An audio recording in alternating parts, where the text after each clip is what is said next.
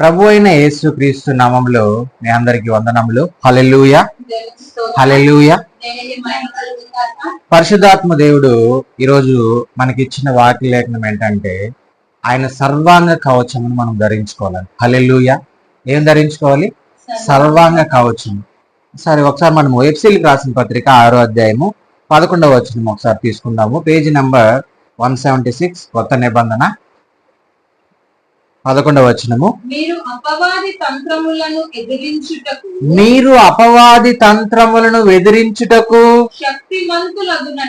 శక్తిమంతులగునట్లు దేవుడిచ్చు సర్వాంగ కవచమును ధరించుకోవాలి. హల్లెలూయా. ఎవరిని ఎదిరించుట కొరకంట?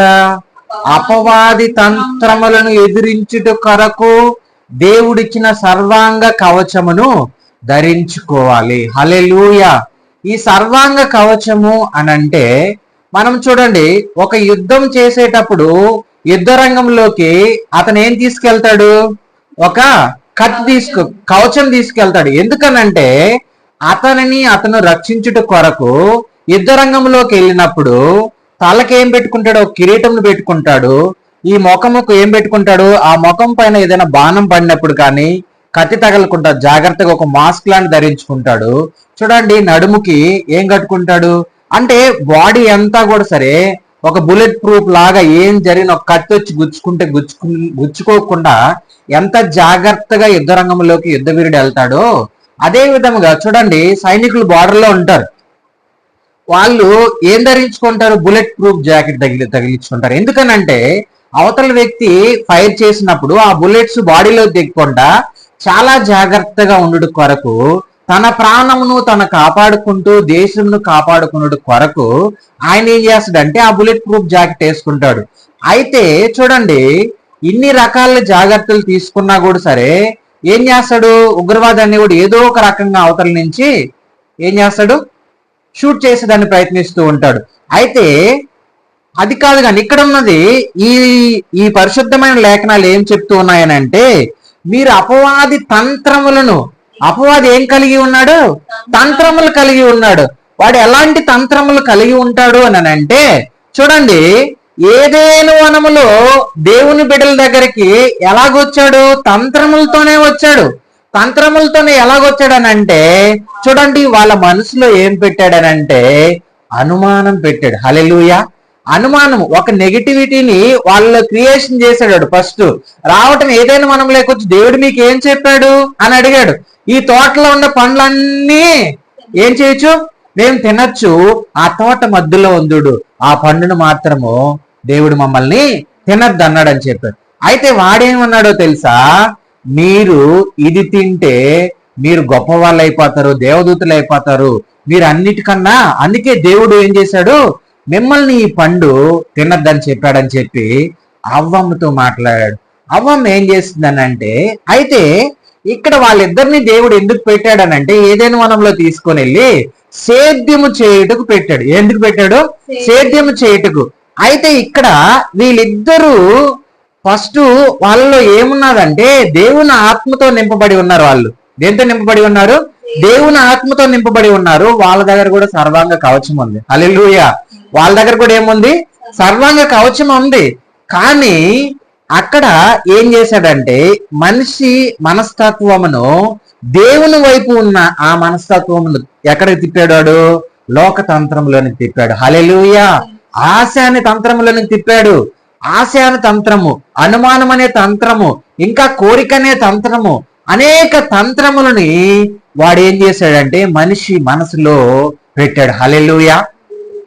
అందుకనే ఏమంటూ ఉంటాడనంటే ఇర్మియా భక్తుడు అంటాడు, మనిషి హృదయము ఘోరమైన వ్యాధి కలది అని అంటాడు. హల్లెలూయా. ఆ వ్యాధికి మందు లేదని అంటాడు. ఎందుకనంటే ఈ ఘోరమైన వ్యాధి ఎక్కడొచ్చింది? ఏదేను వనములో సాతానుడు పెట్టాడు అవ్వమ్మకి, ఆదాంకి. హల్లెలూయా. ఎలాగొచ్చిందనంటే ఆ పండు తినడం వల్ల చూడండి, వాళ్ళ కనులకు అది రమ్యముగా కనబడిందంటే ఆ పండు ఎలా కనబడింది? రమ్యముగా కనబడింది. అందుకే వాళ్ళు ఎప్పుడైతే ఆ పండు తిన్నారో సాతాను లోకతంత్రంలో పడిపోయి దేవుని సర్వాంగ కవచమును వదిలి సాతాను కవచమును ధరించుకున్నారు వాళ్ళు. హల్లెలూయా. అందుకనే దేవుడు ఏం చేశాడు, ఏదైనా వనం నుంచి వాళ్ళని బయటికి తోలివేశాడు. ఒకటి మనం జ్ఞాపకం చేసుకోవాలి, ఈరోజు సర్వాంగ కవచము అని అంటే మనము కవచం అంటే మన మీద కత్తో లేకపోతే నువ్వు చెప్పినట్టు ఇంతకు ముందు ఏంటది కవచము లేకపోతే ఇంకొకటి బాణము కాదు, గాని మనం ధరించుకోవాల్సింది ఏంటంటే ఆత్మ సంబంధమైనది, ఆత్మీయమైనది దేవుని వాక్యము నువ్వు ధరించుకోవాలి. హల్లెలూయా.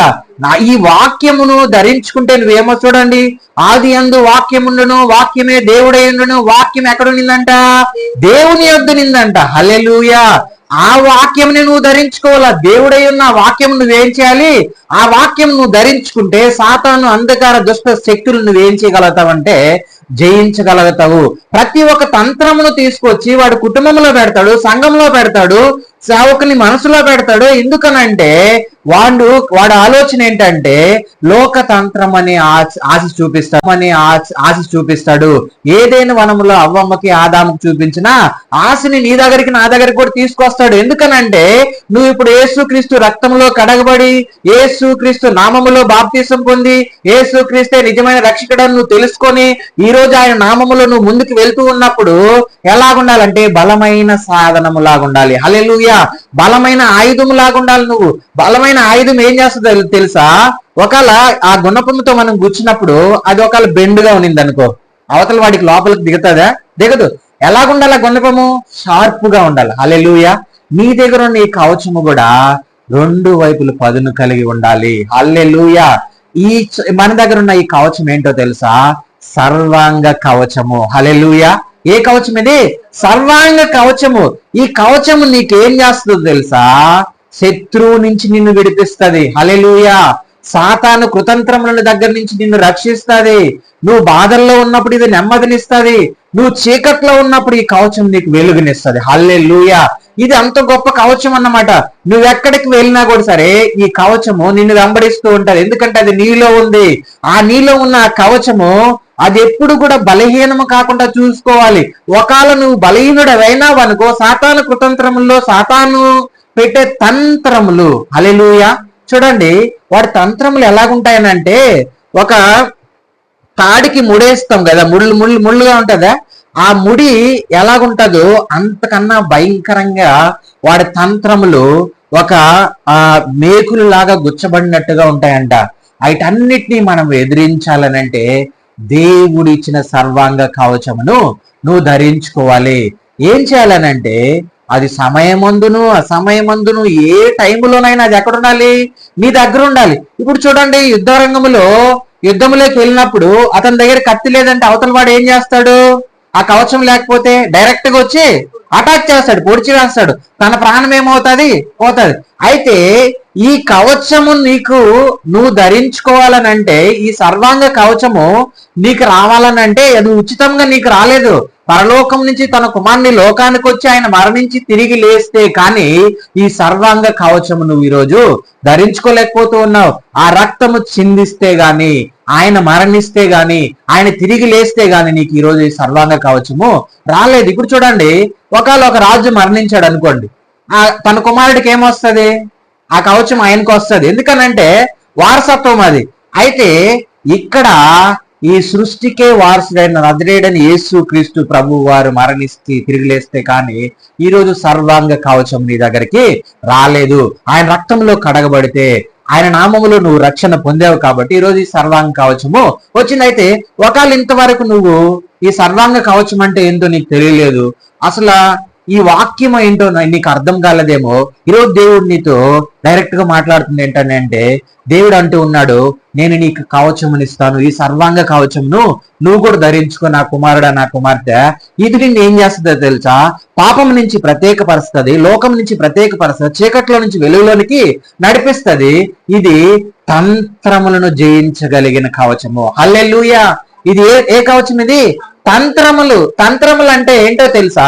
చూడండి, ఈ లోకంలో కొన్ని మనకి ఎదురుపడినప్పుడు చూడండి, ఏదైనా వనంలో పండు అందముగా కనబడింది, రమ్యముగా కనబడింది, అది వాళ్ళు తిన్నారు, వాళ్ళు దేవునికి దూరమైనారు.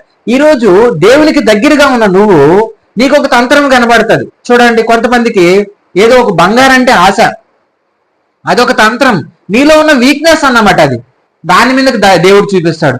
కొంతమందికి స్త్రీ అంటే ఆశ, వాడికి ఏం చూపిస్తాడు? అందమైన స్త్రీని చూపిస్తాడు. కొంతమందికి పురుషులంటే ఆశ, కొంతమందికి ఏం చూపిస్తారు? అలాగన్నమాట. మనకు ప్రతి ఒక్కటి, కొంతమందికి మందు అంటే ఆశ, కొంతమందికి రకరకాల, కొంతమందికి ప్యాకెట్ అంటే ఆశ. అంటే ఇవన్నీ వదులుకొని యేసుక్రీస్తే నిజమైన రక్షకుడు అని తెలుసుకొని దేవుని సన్నిధానంలో గడుపుతూ ఉన్నప్పుడు అప్పుడు ఏం చేస్తాడంటే నిన్ను అటాక్ చేస్తాడు. హల్లెలూయా. ఎలాగ అటాక్ చేశాడు? మత్తయి సువార్త 4వ అధ్యాయం తీయండి. యేసుక్రీస్తు ప్రభువారు ఆయన బాప్తిసం పొందాడు, 40 రోజులు ఉపవాసం ఉన్నాడు. అయితే శోధకుడు ఎక్కడికి వచ్చాడు? యేసయ్య దగ్గరికే వచ్చాడు. ఏం చూపించాడు తెలుసా? ఇతను ఆకలితో ఉన్నాడు కదా. ఆకలితో ఉన్నప్పుడు మనం ఏమనుకుంటాం? రాయినైనా తినేద్దాము అంటే 40 రోజులు ఏమైనది? నీళ్లు లేవు, అన్నం లేదు. ఆయన ఎక్కడున్నాడు? అరణ్యంలో ఏమన్నాడు? ఉపవాసం ఉన్నాడు. అరణ్యంలో ఉన్నప్పుడు ఏం దొరకదు, ఏమీ ఉండదు. ఉపవాసం ఉన్నాడు, నీళ్లు లేవు, అన్నం లేదు. 40 రోజులు 40 రాత్రులు అంటే ఎంత భయంకరమైన ఆకలి కలిగి ఉంటాము. కనీసం ఆకు దొరికినా కూడా, ఏదైనా మట్టి దొరికినా కూడా ఆ టయానికి మనం ఏమనుకుంటాము? తినేయాలి అని అనుకుంటాం. అయితే సాతానుడు వచ్చాడు యేసయ్య దగ్గరికి. ఏమి తంత్రములు కలిగి వచ్చాడు. యేసయ్యని ఏం చేయాలనుకున్నాడు? సైడ్ ట్రాక్ లెక్క నడిపించాలనుకున్నాడు. అయితే వచ్చాడు యేసుక్రీస్తు ప్రభు వారి దగ్గరికి. చూడండి, ఆ శోధకుడు ఆయన దగ్గరికి వచ్చి 3వ వచనం, 4వ అధ్యాయం 3వ వచనం. ఆ శోధకుడు ఆయన యొద్దకు వచ్చి నువ్వు దేవుని కుమారుడవైతే ఈ రాళ్ళు రొట్టెలగినట్లు ఆజ్ఞాపించమనెను. ఎందుకనంటే నువ్వు శోధకుడు వచ్చాడు యేసుక్రీస్తు ప్రభు వారి దగ్గరికి. ఎందుకనంటే ఏం కలిగి ఉన్నాడు యేసయ్య? ఆకలి కలిగి ఉన్నాడు. ఆకలి కలిగి ఉన్నప్పుడు ఏమొస్తుంది ఇప్పుడు? అయితే నువ్వు దేవుని కుమారుడు అయితే ఖచ్చితంగా ఈ రాళ్ళు నువ్వేం చేయాలి? రొట్టెలుగా చేయాలన్నాడు. అయితే మనుష్యుడు యేసయ్య చెప్పే సమాధానం ఏంటో తెలుసా? మనుష్యుడు రొట్టె వలన మాత్రమే కాదు, దేవుని నోటి నుండి వచ్చి ప్రతి మాట వలన జీవించును. హల్లెలూయా, హల్లెలూయా. దేవుని నోటి నుంచి వచ్చే ప్రతి మాటను గురించి మనుషుడు ఏమవుతాడు? జీవిస్తాడు. ఈ రొట్టె వలన నేను జీవించును, నేను ఆత్మ సంబంధమైన బాప్తిసము, ఆత్మ సంబంధమైన రక్షణ నేను పొందుకొని ఉన్నాను. ఈ రోజు యేసుక్రీస్తు ప్రభు వారు ఏం ధరించుకున్నాడో తెలుసా? ఆ సమయంలో సర్వాంగ కవచమును, తండ్రి ఇచ్చిన కవచమును ధరించుకున్నాడు. కాబట్టి సాతాను శోధకుడు వచ్చి నైస్ గా వచ్చి, ఒరే బాబు వీడు ఆకలితో ఉన్నాడు కదా, కరెక్ట్ గా వీడిని ఏం చేయగలుగుతాం? మనము సైడ్ ట్రాక్ లెక్క నడిపించగలుగుతాము. అదే విధముగా నీ దగ్గర కూడా వస్తాడు. నీ దగ్గర సర్వాంగ కవచం ఉంది. అయితే ఒకవేళ నువ్వు బలహీనంగా ఉన్నావనుకో, నీ దగ్గరకు వస్తాడు. నీ దగ్గరకు వచ్చి రకరకాల షాపులు చూపిస్తాడు, నీకు రకరకాల అందమైన వాటిని చూపిస్తాడు, రకరకాలైన పరిస్థితులు చూపిస్తాడు. కొంతమందికి పొలం అంటే చాలా ఆశ. ఏం చేయాలి? ఇక్కడ నీ పొలాన్ని అంతా కూడా కొనియాలనుకుంటాడు. అయితే నీలో ఏం ఆశ పుట్టిస్తాడంటే ఆ పొలంని ఏదో ఒక రకంగా అప్పు చేసైనా కొనాలని ఒక ఆశ కలిగిస్తాడు. అయితే దానివల్ల నువ్వు పొలం కొనడం వల్ల ప్రయోజనం ఉంది, కానీ తనకాల తర్వాత ఏముంది? అప్పు ఉంది. అంటే అందులో నిన్ను ఇరికించి వాడు అక్కడి నుంచి నిన్ను బయటికి రానియకుండా చేస్తాడు. ఒక్కొక్కరికి ఒక్కొక్క పుల్ స్టాప్ పెట్టేసి వాడు ఏం చేస్తాడంటే దేవునికి దగ్గర కాకుండా దూరంగా ఉండాలనేది వాడు ఆశ. అందుకే చూడండి, యేసుక్రీస్తు ప్రభు వారు ఇక్కడ బాప్తిసం తీసుకున్నాడు యోహాను దగ్గర, యోర్దాను నదిలో పరిశుద్ధాత్మను పొందుకున్నాడు. అయితే దేవుని ఇంకా ఆయన ఆత్మతో నింపబడుటకు ఎక్కడికి వెళ్ళాడు? అరణ్యంలోకి వెళ్ళాడు. 40 రోజులు 40 రాత్రుల తర్వాత ఎవరు వచ్చాడు? ఫస్ట్ శోధకుడు వచ్చాడు అతని దగ్గరికి. హల్లెలూయా, శోధకుడు వచ్చాడు. ఈ రోజు నీవు నేను కూడా బలవంతులుగా ఉన్నప్పుడైతే వాడు ఏం మనల్ని చేయలేడు. అపోస్తులైన పౌలు అంటాడు, నేనెప్పుడు బలహీనున్నో అప్పుడే నేనేమవుతాను? బలవంతుని అవుతాను. ఎందుకనంటే నేనేం కలిగి ఉన్నాను? సర్వాంగ కవచము ధరించుకొని ఉన్నాను. అంటే దేవుని వాక్యము, జీవము కలిగిన దేవుని వాక్యము నీలో ఉంటే, కీర్తనాకారుడు అంటాడు కదా, నీ వాక్యమే నన్ను బ్రతికించును, అది బాధలలో నెమ్మదినిచ్చినాను అంటాడు. అయితే ఈరోజు ఈ వాక్యము నువ్వు ధరించుకొని ఉంటే సాతాను తంత్రములను నువ్వేం చేయగలుగుతావంటే ఆ ఖడ్గము, ఆ కవచముతో నువ్వు ఎదిరించి వాడిని జయించగలుగుతావు. హల్లెలూయా. ఇక్కడ యేసుక్రీస్తు ప్రభు వారి దగ్గరకు వచ్చాడు. నువ్వు దేవుని కుమారుడు అయితే ఈ రాళ్ళను ఏం చేయాలి? రొట్టెలుగా చేయమన్నాడు. ఒరే బాబు, నేను ఈ శరీర సంబంధమైన ఆహారం గురించి నువ్వు ఆలోచిస్తూ ఉన్నావు గాని మనుష్యుడు అని అంటూ ఉన్నాడు యేసయ్య. మనుష్యుడు రొట్టె వలన మాత్రమే కాదు గాని దేవుని నోట నుంచి వచ్చు ప్రతి మాట వలన ఏమవుతాడంట? జీవిస్తాడు. హల్లెలూయా, జీవిస్తాడంట దేవుని నోటి నుంచి ప్రతి మాట వలన. చూడండి, అదే విధముగా సాతానుడు వస్తాడు నీ దగ్గరికి. చూడండి, ఏదైనా వనంలోకి సాతానుడు వచ్చాడు, కానీ వాళ్ళు ఎదిరించలేకపోయారు, వాడికి లోబడిపోయారు. ఈ రోజు ఇక్కడ యేసుక్రీస్తు ప్రభు దగ్గరికి సాతానుడు వచ్చాడు. సాతానుడు ఏం చేస్తూ ఉన్నాడు? వాడు వేసే ప్రతి ఒక్క తంత్రముకు దేవుడు ఏం చేస్తున్నాడు? రివర్స్ వాడికి కౌంటర్ వేస్తూ ఉన్నాడు. వేసినప్పుడు అప్పుడు అంటూ ఉన్నాడు, రే మనుషుడు రొట్టె వలన మాత్రమే కాదురా నాయన, దేవుడి నుంచి నోటి నుంచి వచ్చే ప్రతి మాట వలన జీవిస్తాడు. ఆ మాటలో సత్యం ఉంది, ఆ మాటలో జీవం ఉంది, ఆ మాటలో మరణించిన లాజరుని పైకి లేపింది. ఈరోజు చూడండి, నిన్ను నన్ను కూడా లోకములో చూడండి, కీర్తనకారుడు అంటాడు, దొంగ ఊబిలో నన్ను పడి ఉన్నప్పుడు నువ్వేం చేసావు? నన్ను లేవనెత్తేవని అంటూ ఉన్నాడు. హల్లెలూయా, ఈ సర్వాంగ కవచమునకు అంత శక్తి ఉంది. హల్లెలూయా, ఈ సర్వాంగ కవచము నువ్వు బాధల్లో ఉన్నావా నీతో మాట్లాడుతుంది, నువ్వు దుఃఖంలో ఉన్నావా నిన్ను ఓదార్స్తుంది, నువ్వు ఆర్థిక పరిస్థితులు ఇబ్బందుల్లో ఉన్నావా నిన్ను అందులో నుంచి విడుదలనిస్తుంది, నువ్వు ఒకవేళ పాపమునకు దాసుడైపోయినావా అందులో నుంచి దేవుడు ఏం చేస్తాడు? విడుదలనిస్తాడు. అయితే ప్రతి ఒక్క దానికి దేవుని దగ్గర ఏముందంటే సమాధానం ఉంది. ఈరోజు ఈ లోకంలో నువ్వు జీవిస్తూ ఉన్నప్పుడు నీకు సమాధానం దొరకకపోవచ్చు. నీకు ఇప్పుడు తాగుతూ ఉన్నాము, దాన్ని నిలిపివేయాలంటే ఎన్నెన్నో మందులు తిన్నాం, టాబ్లెట్లు తిన్నాం, కానీ నువ్వేం చేయలేకపోతూ ఉన్నావు? నిలపలేకపోతున్నావు. అయితే జీవం కలిగిన దేవుని దగ్గరికి నువ్వు వస్తే ఆయన అంటాడు, నా దగ్గర సర్వాంగ కవచం ఉంది, అది నువ్వు ధరించుకున్నావని అనుకో, నీ దగ్గర ఉన్న ప్రతి ఒక్క బలహీనతను నేనేం చేస్తాను? తీసివేస్తాను. నిన్ను లోకమనే బలహీనతలో నుంచి ఆత్మ సంబంధమైన పరలోక సంబంధమైన బలములోనికి నేను తీసుకొస్తాను అంటాడు. హల్లెలూయా. అయితే అలాంటి బలము నువ్వు పొందుకోవాలని అంటే ఏం ధరించుకోవాలి? సర్వాంగ కవచం ధరించుకోవాలి. సర్వాంగ కవచం నువ్వు ధరించుకోవాలంటే ఏం చేయాలి? నజరేయుడైన యేసుక్రీస్తు నామములో నువ్వు రక్షణ పొందాలి. నజరేయుడైన యేసుక్రీస్తు నిజమైన రక్షకుడని నువ్వు తెలుసుకోవాలి. చూడండి, ఇక్కడ అంటూ ఉన్నాడు, మనుషుడు బాబు రొట్టె వలనే కాదు, దేవుడి నోటి నుండి వచ్చే ప్రతి మాట వలన ఏమొస్తుందంట? జీవం వస్తుంది. హల్లెలూయా. ఇక్కడ చూడండి, అయితే మళ్ళీ కిందకి చదివితే అంతటా అపవాది ఏం చేశాడో చూడండి, 4వ వచనం 5వ వచనంలో, అంతటా అపవాది చూడండి, ఏ పట్టణమునకు? పరిశుద్ధ పట్టణమునకు ఆయన తీసుకొని పోయి దేవాలయ శిఖరములో ఆయన నిలవబెట్టి, నువ్వు దేవుని కుమారుడు అయితే కిందకి దూకుము అంటాడు. హల్లెలూయా. చూడండి, నువ్వు దేవుని కుమారుడివే కదా, నువ్వు ఆ పని చెయ్యి, పర్లేదు, నిన్ను దేవుడు అంటే వాడి ఆలోచన ఏంటంటే ఎలాగైనా నిన్ను ఏం చేయాలి? పడద్రోయాలన్నదే వాడి ఆలోచన. అయితే ఇక్కడ యేసయ్య ఒక మాట చెప్తాడు, కిందకి చదువు. అందుకు యేసు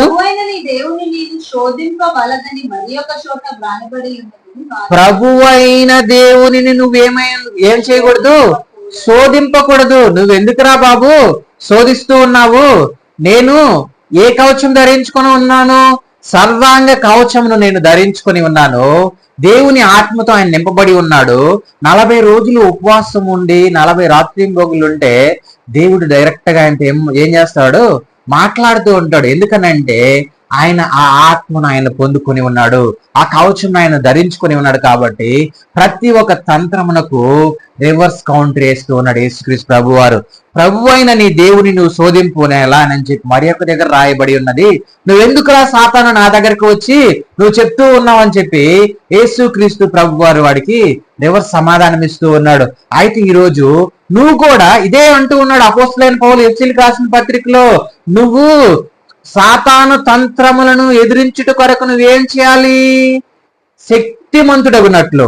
నువ్వు శక్తిమంతుడగునట్లు అని అంటే, ఇప్పుడు చూడండి, నాలో బలం ఉంది, నాలో యేసుక్రీస్తు ప్రభు వారి కవచం లేదు. అయితే నేను సాతానుని ఎదిరించగలనా? ఎదిరించలేను.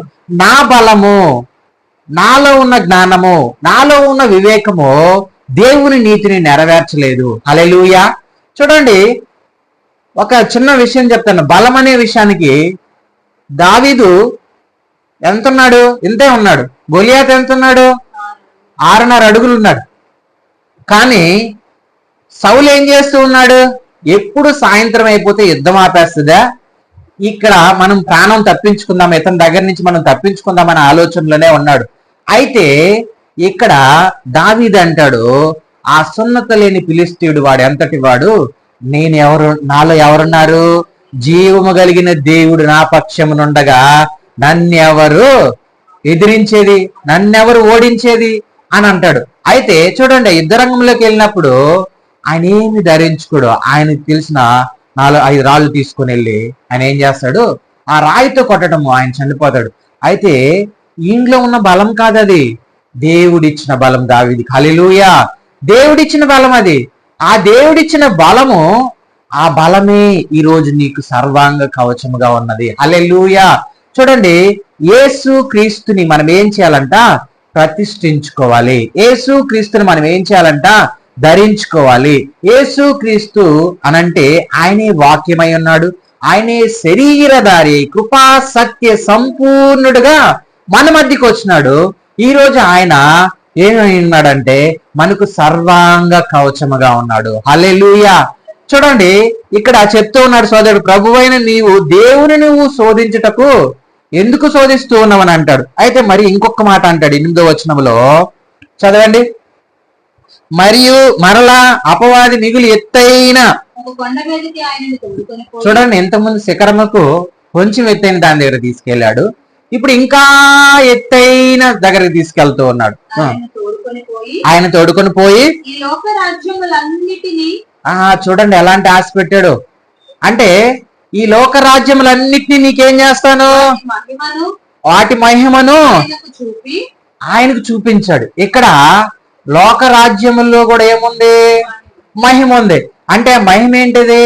ఈ మహిమ దేవుని నీతిని నెరవేర్చే మహిమ కాదు, లోక రాజ్యములన్నిటినీ చూపించంటే ఆశ చూపిస్తూ ఉన్నాడు.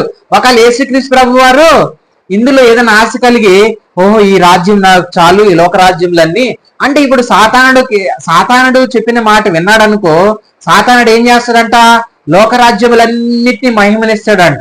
అయితే ఈ మహిమ, ఈ లోక రాజ్యములన్నీ మహిమ ఎలాగుంటదంటే, ఏదేను వనంలో పండులాగుంటది. హల్లెలూయా. అదే విధముగా చూడండి, బెత్షెబ దావీదు జీవితంలో ఆయన కొన్ని పరిస్థితులు ఎదుర్కోవడానికి కారణం ఇచ్చిన అలాంటి అందమైన సాయంకాల సమయంలో కనిపించడము చూడడం వల్ల దేవుని పరిస్థితులను కొన్ని ఎదుర్కోవాల్సి వచ్చింది. ఎందుకనంటే చూడండి, అలాంటివే మనకు చూపిస్తూ ఉంటాడు. సాతాను చూపిస్తాడు, ఇదంతా నీకు ఇచ్చేస్తానంట, నీ దగ్గర కూడా వచ్చి ఇదంతా నీకు ఇచ్చేస్తానంటాడు. నువ్వు ఆ పని చేస్తే నీకు ఎక్కువ డబ్బులు వస్తుందని అంటాడు. అర్థమైందా? ఎందుకనంటే ఈరోజు ప్రతి ఒక్కరిని దేని చుట్టూ తిప్పిస్తూ ఉన్నాడు అంటే, సాతానుడు డబ్బు చుట్టూ తిప్పిస్తూ ఉన్నాడు. ఆ డబ్బుకి మనం ఎక్కడో ఒక దగ్గర ఏమైపోతూ ఉన్నామని అంటే, బెండ్ అయిపోతూ ఉన్నాము. సర్వాంగ కవచము నీలో ఉంటే ఆ తంత్రమును కూడా నువ్వు ఎదిరించగలుగుతావు.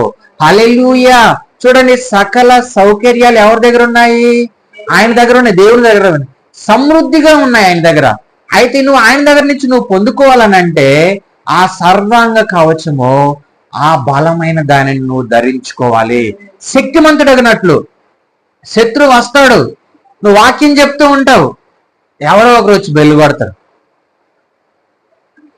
నువ్వు వాక్యం చెప్తూ ఉంటావు, ఏదో ఒక సమస్య సాతానికి నిన్ను, ఎందుకనంటే అందులో నుంచి నిన్ను పక్కగా తప్పించాలంటాడు. నువ్వు మంచి ఉన్నతమైన స్థితిలో ఉంటావు, కానీ నీ దృష్టిలో ఏదో ఒక ఆలోచన పెడతాడు, చెడుతలం. అయితే అవన్నీ శక్తిమంతుడగినట్లు. శత్రువు వస్తాడు, నువ్వు వాక్యం చెప్తూ ఉంటావు, ఎవరో ఒకరు వచ్చి బెల్లు కొడతారు. నువ్వు వాక్యం చెప్తూ ఉంటావు, ఏదో ఒక సమస్య సాతానికి నిన్ను, ఎందుకనంటే అందులో నుంచి నిన్ను పక్కగా తప్పించాలంటాడు. నువ్వు మంచి ఉన్నతమైన స్థితిలో ఉంటావు, కానీ నీ దృష్టిలో ఏదో ఒక ఆలోచన పెడతాడు, చెడుతలం. అయితే అవన్నీ నువ్వు జయించాలి అని అంటే సర్వాంగ కవచమును ధరించుకోవాలి. చూడండి, యేసుక్రీస్తు ప్రభువారిని మరీ మిగిలి ఎత్తైన కొండ మీదకు తీసుకెళ్లాడు. ఈ లోక రాజ్యములన్నిటినీ మహిమను నీకు ఇస్తానన్నాడు. హల్లెలూయా. ఒకవేళ మనకు ఈరోజు ఎవరో ఒక మంచి రాజకీయ నాయకుడు వచ్చాడు అనుకోండి మన దగ్గరికి, నువ్వు పాస్టర్గా ఉన్నావు కదా, లేకపోతే నువ్వు ఒక సంఘ విశ్వాసుగా ఉన్నావు కదా, ఇక్కడి నుంచి రా, నీకు మంచి ఉన్నతమైన స్థితిలో మంచి హోదా ఇస్తానంటే, నువ్వు ఎప్పుడైతే ఈ పరలోక సంబంధమైన హోదాను వదిలేసి ఈ లోక సంబంధమైన తంత్రంలో ఇరుక్కున్నావని అనుకో, నిన్ను దేవుడు కూడా ఏం చేయలేడు, మళ్ళీ కాపాడలేడు. ఎందుకనంటే నువ్వు ఆల్రెడీ రక్తం ఇచ్చి కొనుక్కొని ఉన్నాడు నిన్ను నన్ను. హల్లెలూయా. కాబట్టి నువ్వు జ్ఞాపకం చేసుకోవాల్సింది ఏంటంటే, ఇక్కడ లోక రాజ్యములన్నిటినీ యేసుక్రీస్తు ప్రభు వారికి చూపించాడు. కానీ నీవు సాగిలిపడి నాకు నమస్కారం చేసినడలా అన్నిటికన్నా గొప్ప విషయం ఏంటో తెలుసు. ఇక్కడ వాడిలో ఉన్న తంత్రం ఏంటో చూడు. ఏం చేయాలంటే యేసుక్రీస్తు ప్రభు వారు ఏం చేయాలి? సాగిలిపడి వాడికి నమస్కారం చేసిన ఎడల వీటన్నిటిని నీకు ఇచ్చేదనని చెప్తూ ఉన్నాడు. హల్లెలూయా. యేసుక్రీస్తు ప్రభు వారి దగ్గరికి ఎవరు వచ్చారు? శోధకుడు వచ్చాడు, సాతానుడు. మరి నీ దగ్గరికి నా దగ్గరికి రాడా? వస్తాడు. వాడు ఏదో ఒకటి నీలో సృష్టిస్తాడు, వాడు ఏదో ఒకటి నీ మైండ్ లో ఒక పురుగును పెడతాడు. ఎందుకనంటే వాడి ఆలోచన నువ్వు దేవుణ్ణిలో ఎదుగుతూ ఉన్నావని నేను ఏదో ఒక రకంగా వెనకకు లాగాలన్నదే వాడి ఉద్దేశము. అయితే నువ్వు చేయవలసింది ఏంటి అని అంటే, నువ్వు దేవుడిచ్చిన సర్వాంగ కవచము ధరించుకున్నావంటే బలవంతుడు అవుతావు. హల్లెలూయా. ఆత్మ సంబంధమైన బలవంతుడుగా ఉన్నప్పుడు శరీర సంబంధమైన ప్రతి ఒక్క కార్యమును నువ్వేం చేయగలుగుతావు? జయించగలుగుతావు. ఎందుకనంటే అది జీవము కలిగిన ఖడ్గము, అది జీవము కలిగిన కవచము, అది దేవుడిచ్చిన సర్వాంగ కవచము. సర్వాంగము అని అంటే ఏంటో తెలుసా? అంటే నీ నడినెత్తి నుంచి సిరుపాదం వరకు ప్రతి ఒక్క దానిని నువ్వు ఎదిరించగలిగిన కవచం అది. హల్లెలూయా. సర్వాంగము.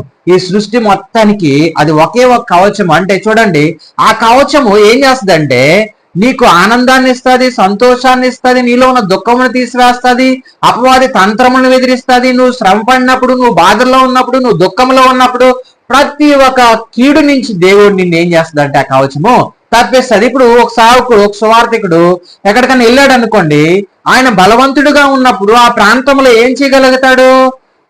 ఆ కవచం ధరించుకొని ఉన్నాడు అనుకో, ఖచ్చితంగా అక్కడ ఆత్మ ఫలములను ఫలించగలుగుతాయి. హల్లెలూయా.